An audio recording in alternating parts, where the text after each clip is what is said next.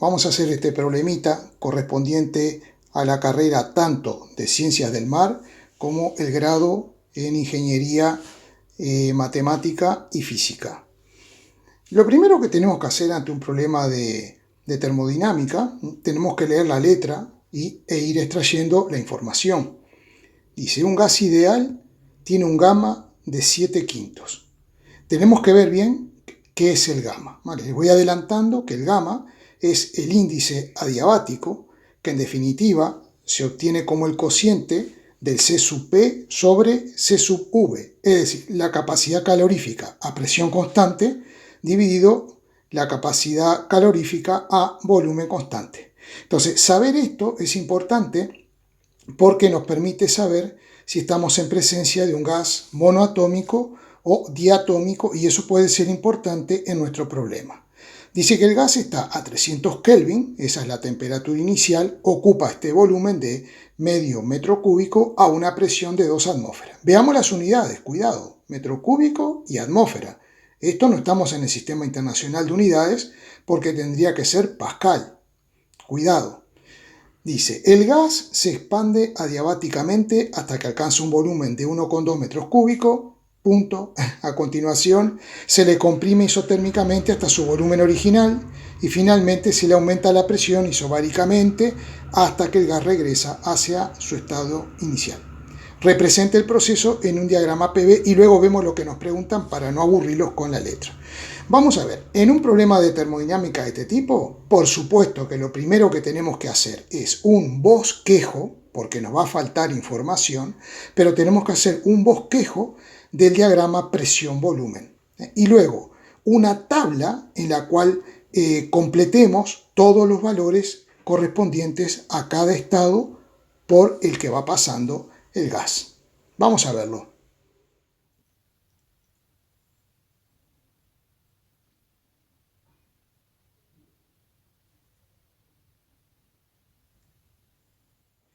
Hemos trazado los ejes, el eje del volumen y el eje de la presión en atmósferas, el volumen en metros cúbicos, y he colocado una escala donde a esto le llamo 1 metro cúbico y ahí ubico el volumen inicial, que es medio metro cúbico.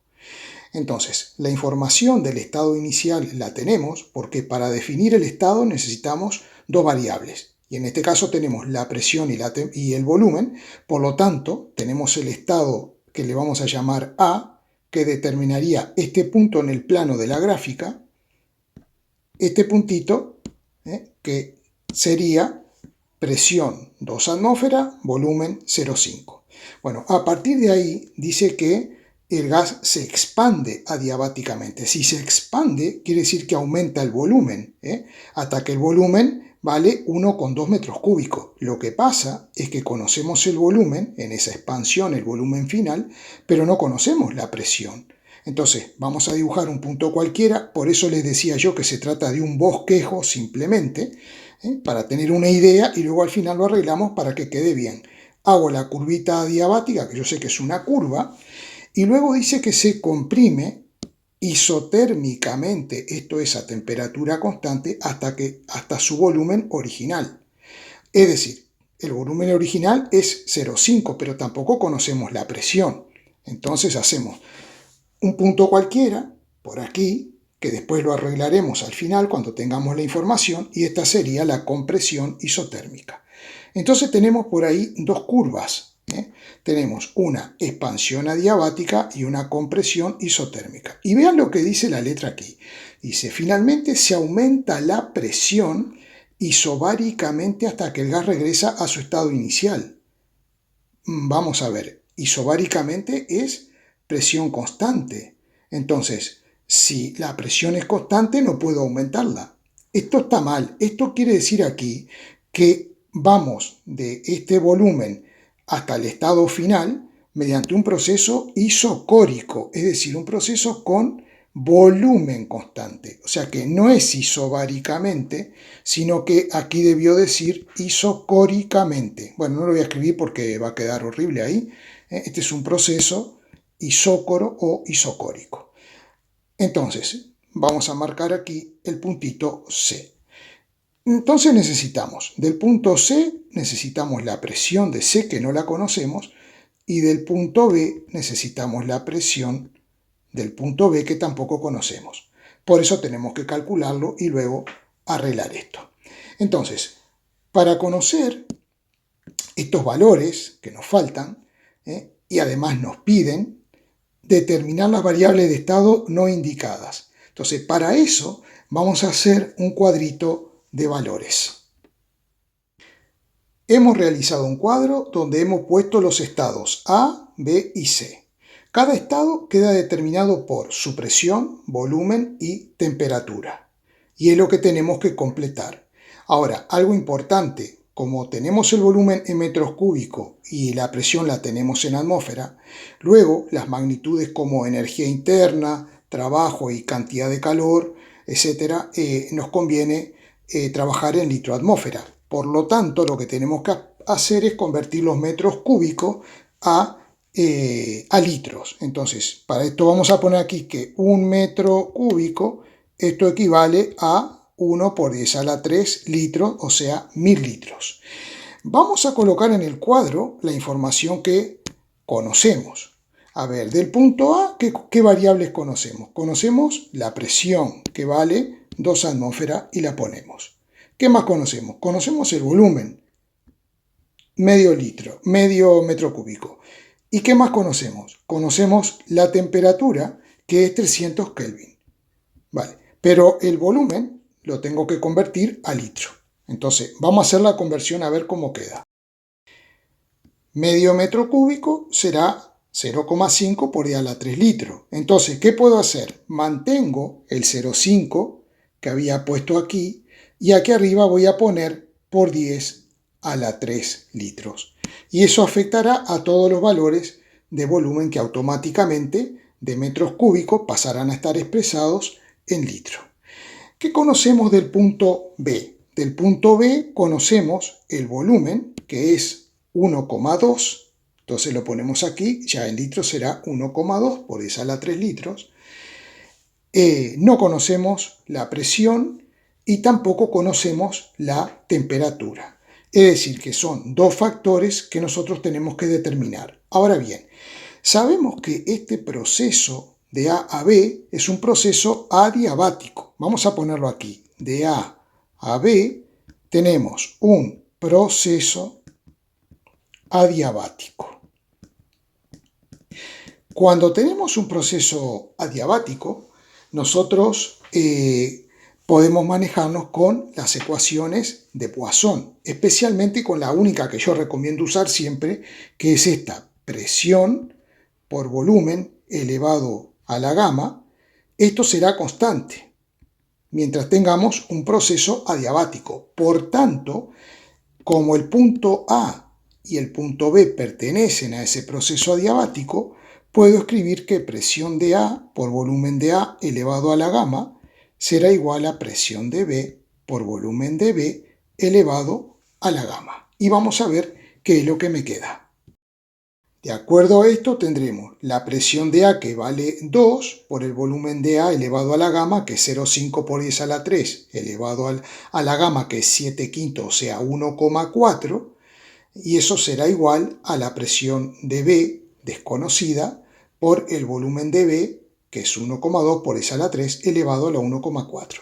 Por lo tanto, haciendo las operaciones y despejando el volumen de B, obtendremos 0,58 atmósferas. Vemos que esta presión es menor que la de 2 atmósferas, porque es la presión del punto B, que ya esperábamos que fuera menor. Entonces, este valor ya lo podemos ubicar en la tabla y ponemos 0,58. Ahora bien, no tenemos la temperatura en este punto.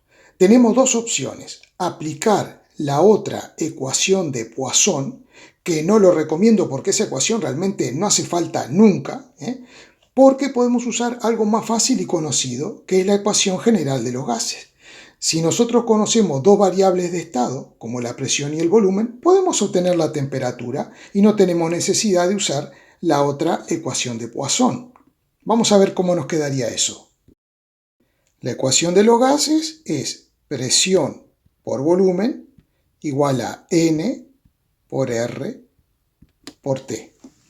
Bien, entonces, nosotros, aplicado eso al estado B, sería presión de B por volumen de B, será igual a N por R por temperatura de B. La constante de los gases, como estamos trabajando en litro atmósfera, sabemos que será 0,082 litro por atmósfera, dividido Kelvin mol. Esto nos permitirá calcular la temperatura del estado B, porque conocemos la presión y el volumen y tenemos la constante de los gases, pero no tenemos el número de moles N. Sin embargo, en el estado A conocemos las tres variables de estado. Tenemos la presión, el volumen y la temperatura y podemos calcular el número de moles. Entonces eso nos quedará. Escribimos la relación para el punto A y despejamos N. Nos queda presión de A por volumen de A, dividido la constante de los gases por la temperatura de A, que es 300. Y ahí tenemos el número de moles, que me da 40,7 moles. Y ahora sí podemos calcular la temperatura de B. Haciendo los cálculos y despejando nos va a dar 208,5 Kelvin. Y lo vamos a colocar aquí en el cuadro. 208,5 Kelvin. Esta es la forma más ordenada de trabajar para luego extraer esta información para calcular lo siguiente que nos pedirán. Seguimos. Vamos a completar la información para el punto C. El punto C es una compresión isotérmica. Entonces, si es una compresión isotérmica, quiere decir que todos los puntos de esta isoterma tienen igual temperatura. Por tanto, la temperatura del punto C será la misma temperatura que la del punto B, y esa es una información que tenemos, que es 208,5 Kelvin. Pero ¿qué otra cosa tenemos también?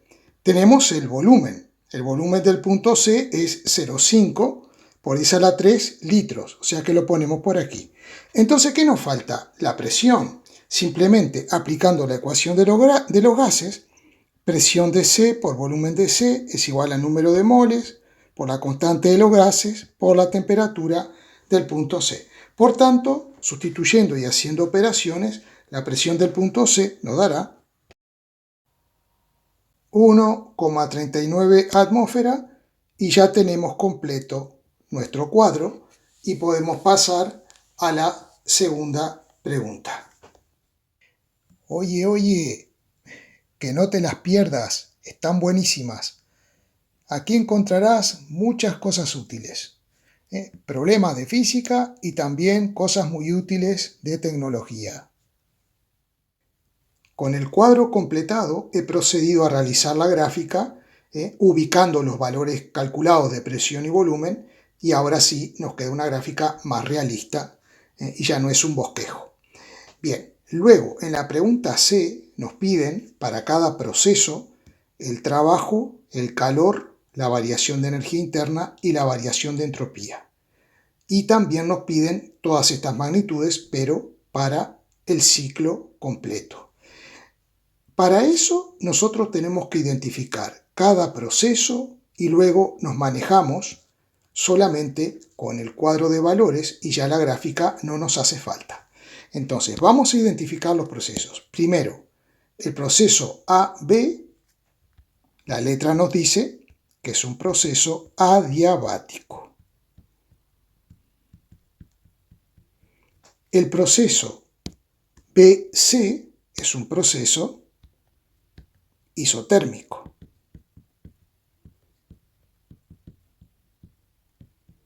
Y el proceso CA es una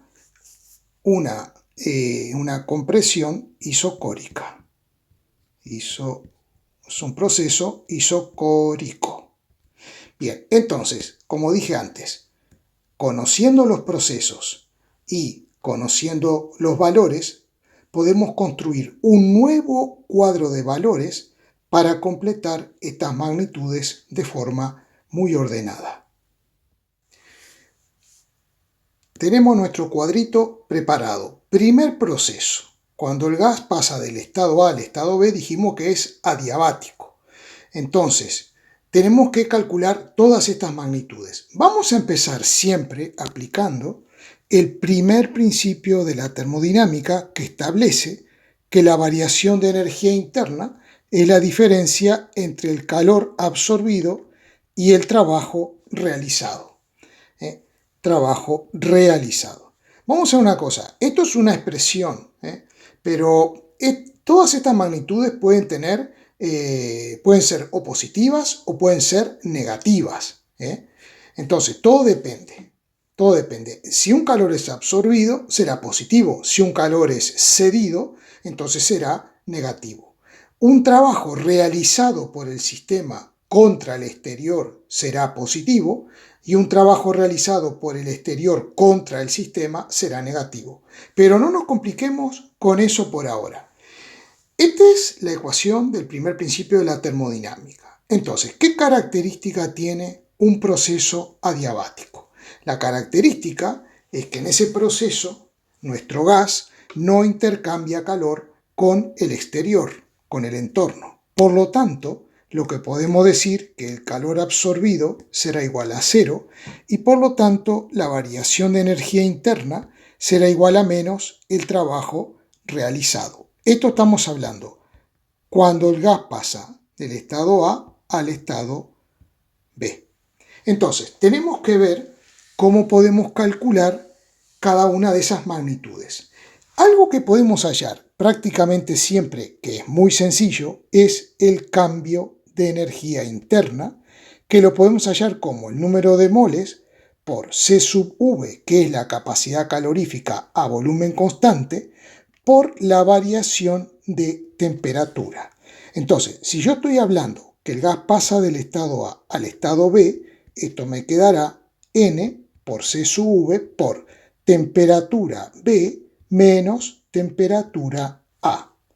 Entonces, vamos a ver una cosa. Nosotros tenemos el coeficiente gamma, el coeficiente del índice adiabático, que es el cociente entre C sub P y C sub V.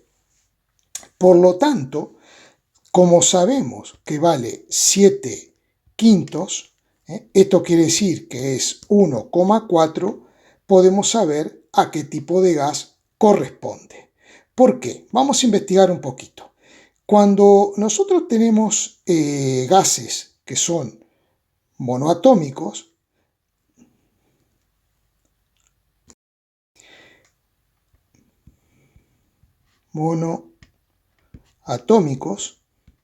este tipo de gases, C sub P vale 5 medios multiplicada por la constante de los gases R, mientras que la capacidad calorífica a volumen constante es 3 medios de R.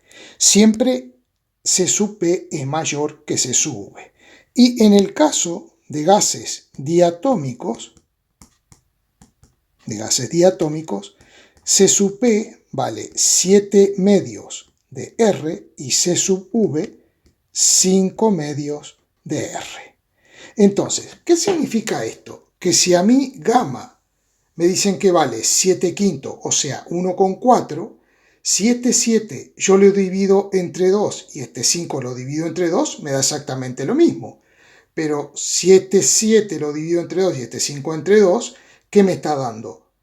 Esta relación, el C sub P dividido el C sub V para un gas diatómico. Por lo tanto, ya sabemos que en este problema el gas es diatómico y el coeficiente y la capacidad calorífica a volumen constante será 5 medios de R.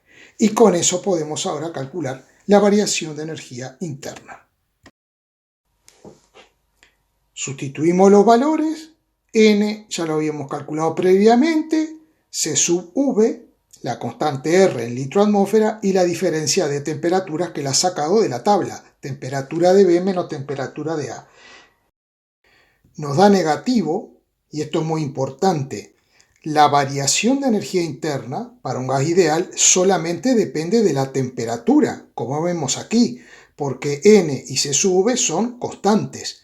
Entonces, ¿qué sucede? Si la temperatura final en esta resta es menor que la inicial, por eso nos va a dar negativo. Entonces, estos valores los vamos a poner en el cuadro y vamos a tener que la variación de energía interna nos dio menos 763,4 y por lo tanto el trabajo, como es el valor negativo de delta U, el trabajo será positivo e igual a ese valor 763,4 litro atmósfera.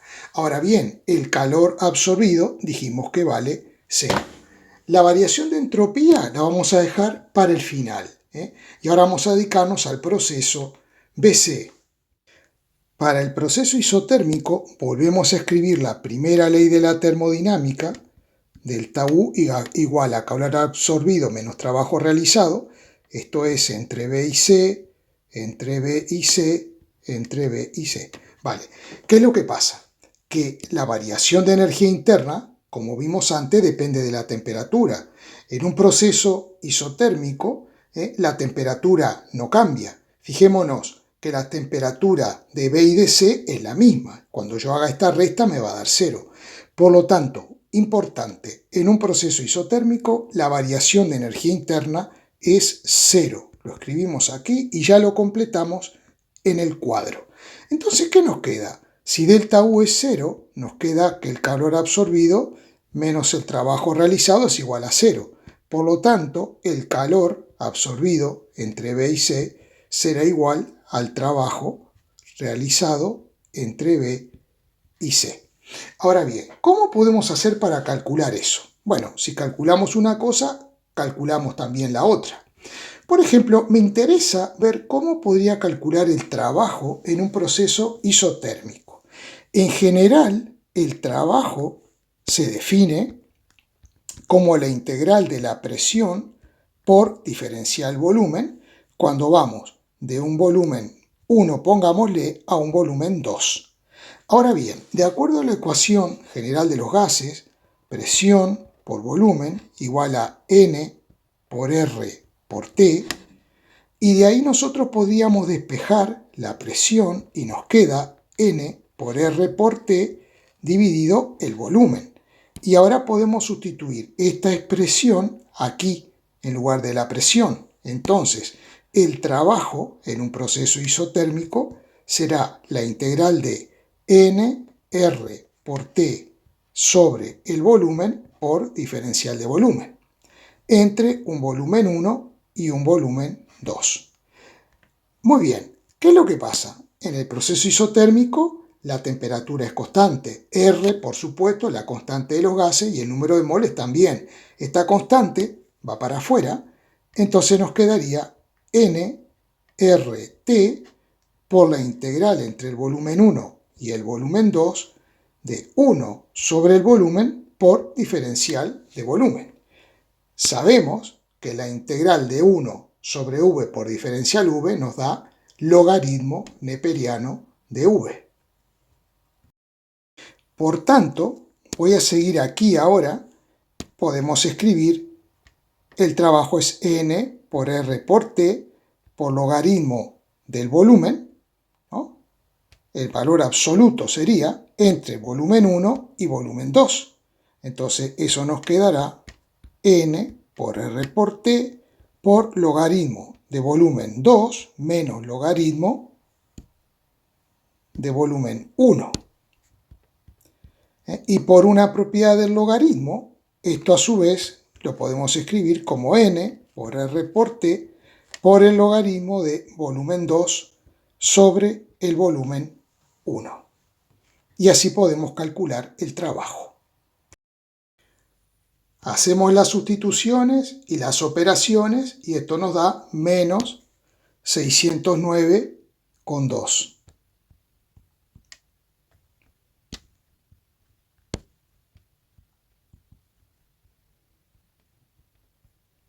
Y vamos completando nuestra tabla. Y ahora nos falta el último proceso de C a A.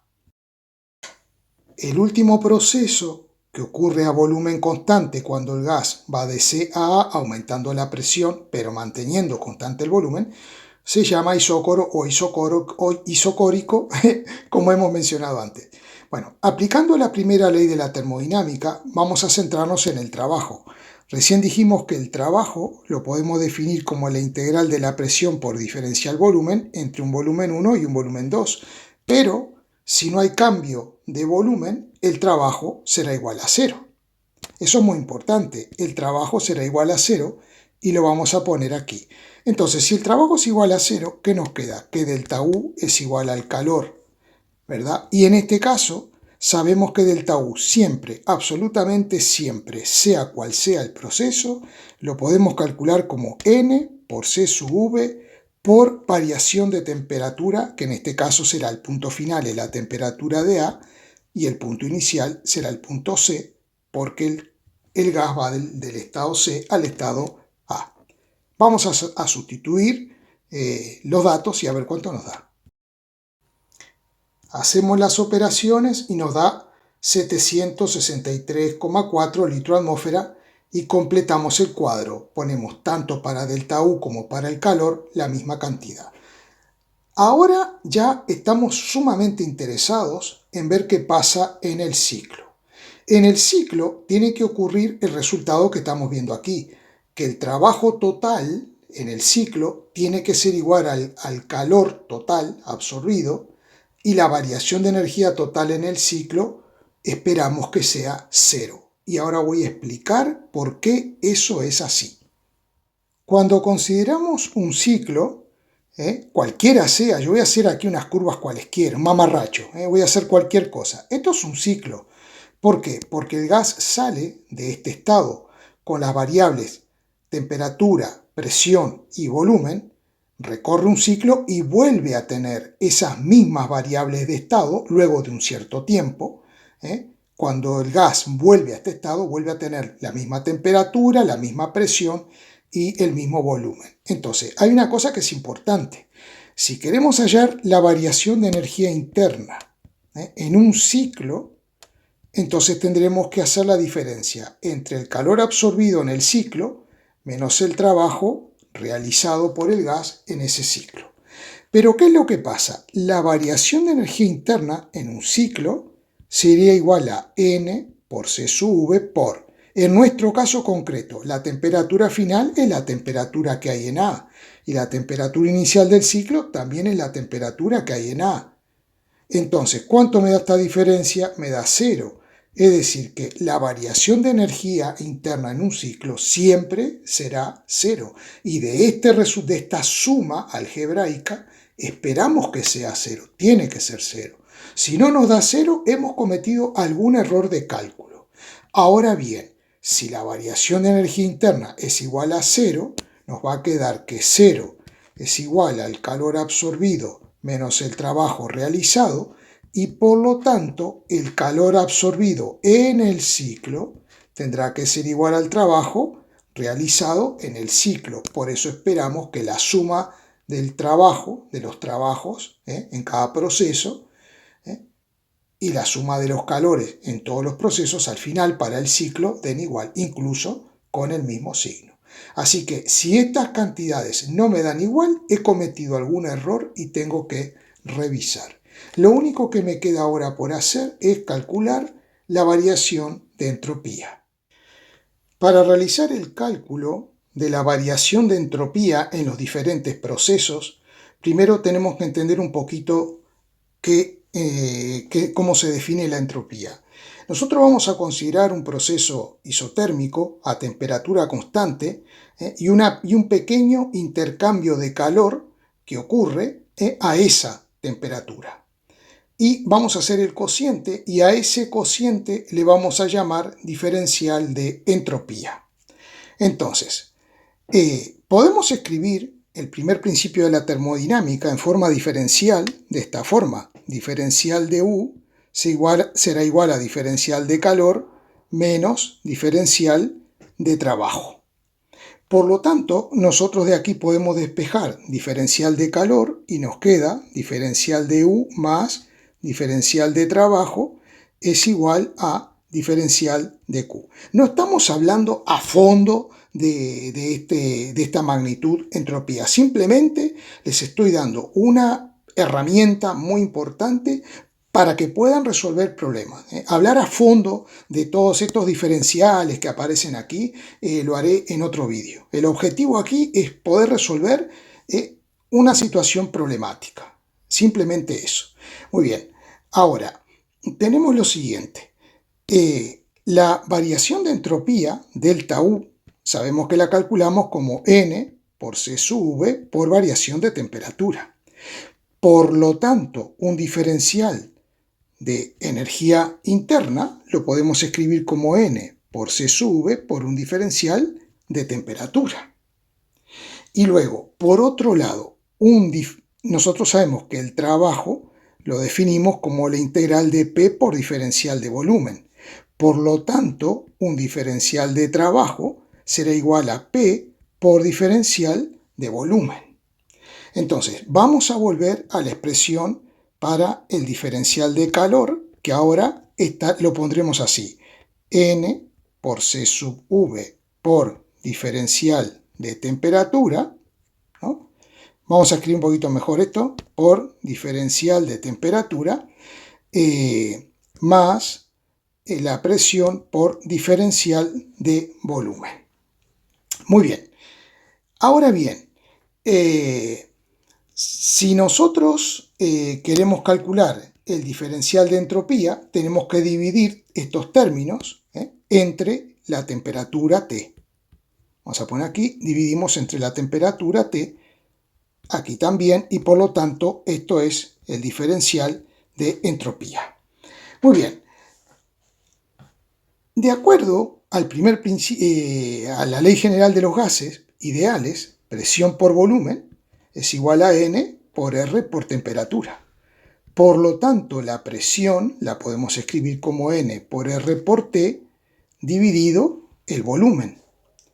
Y esa expresión la vamos a sustituir aquí y notemos que como tenemos temperatura en numerador y denominador, se va a cancelar. Entonces, en definitiva, nos va a quedar que el diferencial de entropía, vamos a escribirlo así, el diferencial de entropía será igual a N por C sub V por 1 sobre T por diferencial T, lo voy a escribir así para que quede más ordenado, más N por R sobre el volumen por diferencial de volumen. Pero vamos a hacer una cosa, déjenme escribir esto de otra forma. Así, N por R por 1 sobre volumen por diferencial de volumen. ¿Por qué lo escribo así? Porque si ahora quiero saber la variación de entropía, tendré que integrar estos dos términos que tengo aquí. Entonces, vamos a borrar un poquito para seguir arriba. Si ahora integramos ambos miembros de la igualdad, me quedará integral de diferencial de entropía será igual a N por C sub V por la integral de 1 sobre T por diferencial T. Esto será entre una temperatura T1 y T2. Vamos a hacer la integral definida. Y el número de moles y la capacidad calorífica a volumen constante queda fuera de la integral porque son constantes. Más N por R, que también son constantes, por la integral de 1 sobre volumen por diferencial de volumen entre un volumen 1 y un volumen 2. Que tiene que quedar claro que este volumen 1 es el que corresponde a la temperatura T1 y el volumen 2 el que corresponde a la temperatura T2. Entonces, resolviendo esta integral en el primer miembro, esto me dará justamente la variación de entropía y del otro lado me va a quedar N por C sub V y el resultado de esta integral será logaritmo del valor absoluto de la temperatura evaluado entre T2 y T1, entre T1 y T2 mejor dicho, más N por R por el logaritmo neperiano del valor absoluto del volumen evaluado entre el volumen 1 y el volumen 2. Para finalizar, voy a escribir de nuevo aquí arriba que la variación de entropía la calcularemos como N por C sub V. Cuando resolvemos la integral definida tenemos que sustituir T por T2 y luego restar al logaritmo de t, pero sustituyendo t por t1. Entonces me quedaría logaritmo de t2 menos logaritmo de t1. Y por una propiedad del logaritmo, eso se puede escribir como el logaritmo de t2 sobre t1, valor absoluto, más nr por el logaritmo neperiano del valor absoluto del volumen 2 sobre el volumen 1. Entonces, atención, porque esta expresión es una expresión general que nosotros podemos aplicar para resolver cualquier proceso, para poder calcular la variación de entropía en cualquier proceso. Entonces vamos a aplicar esta expresión a los diferentes procesos que nosotros tenemos por ahí. En el primer proceso de A a B, que es un proceso adiabático, ni siquiera hace falta aplicar esta expresión. ¿Por qué?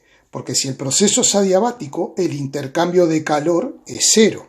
Eso es lo que caracteriza a un proceso adiabático. Entonces, la variación de entropía será igual a cero. Y eso lo ponemos aquí. Será igual a cero. Muy bien, ahora, en el siguiente proceso, de B a C, es un proceso isotérmico. Isotérmico. Entonces, es un proceso donde la temperatura es constante.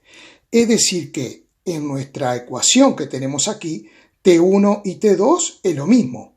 Entonces me quedaría logaritmo de 1, ¿verdad? Porque si T2 y T1 son iguales, me quedaría logaritmo de 1, que es 0. Recuerden, E a la 0 es 1. Entonces, en definitiva, la variación de entropía me va a quedar como este término desaparece y nos queda simplemente para un proceso isotérmico que la variación de entropía será n por r por el logaritmo de el volumen C dividido el volumen B, porque el proceso es de B a C.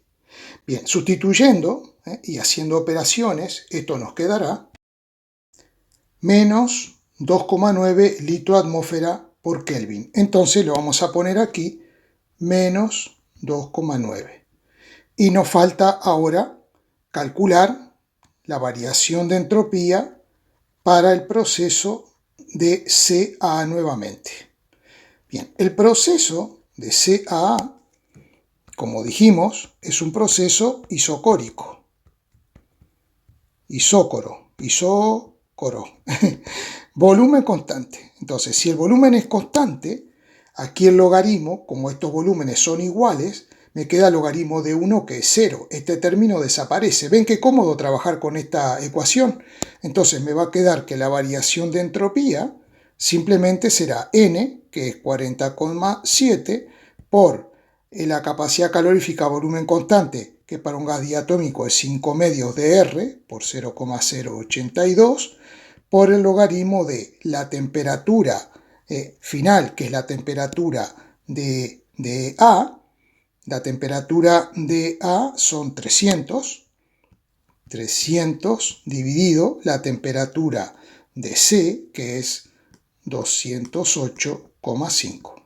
Y haciendo cuentita, esto nos va a dar 2,9 litro atmósfera positivo. Entonces lo ponemos aquí, 2,9. Por lo tanto, la variación de entropía para el ciclo será igual a 0. Aquellos procesos en que la variación de entropía en el ciclo nos da 0 son procesos reversibles. Aquellos en que la variación de entropía del ciclo nos da una cantidad positiva son procesos irreversibles. Y aquellos procesos en los cuales la variación de entropía en el ciclo nos da negativo son procesos imposibles. Bueno, espero que les haya servido y que con esto puedan hacer prácticamente cualquier problema de termodinámica. Muchísimas gracias y hasta el próximo vídeo.